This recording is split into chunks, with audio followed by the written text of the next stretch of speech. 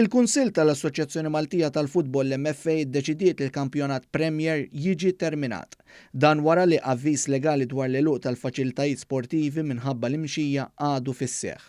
Flimkien mal-kampjonat Premier ġiet terminata wkoll il-kompetizzjoni knockout tal-FA Trophy. Il-Kunsill tal-MFA għadu jrid jiddeċiedi dwar jekk hux se jkun stabbilit rebbieħ tal-kampjonat u jekk hux se jkun hemm timijiet li ġu promossi u relegati. Din deċiżjoni mistennija tittieħed f'laqgħa oħra. Florjana kienu fil-quċċata tal-klassifika u kienu resqin li jieħdu kampjonat ieħor wara nuqqas ta' 27 sena. 3 punti warahom kien hemm ir-rivali Valletta. Sal-25 ta' Mejju l-MFA trid tinforma lil UEFA bid-deċiżjoni tagħha u tgħid li ma huma t-timijiet li se jilagħbu fil-kompetizzjonijiet Ewropej taċ-Champions League u l-Europa League. Lejn l-aħħar tax-xahar li għadda l-Kunsill tal-MFA kien iddeċieda l-kampjonat Premier l-FA Trophy mhux se jifqu għalissa minħabba l-imxija tal-coronavirus. Fl-istess waqt il-Kunsill waqqaf il-kumplament tal-kampjonati tal-ewwel, it-tieni u t-tielet diviżjoni.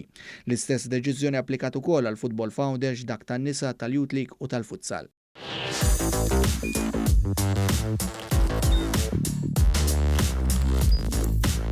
Idħol fuq one.com.mt u hemmhekk tista' tara l-programmi kollha li jxandru fuq One permezz ta' One Play.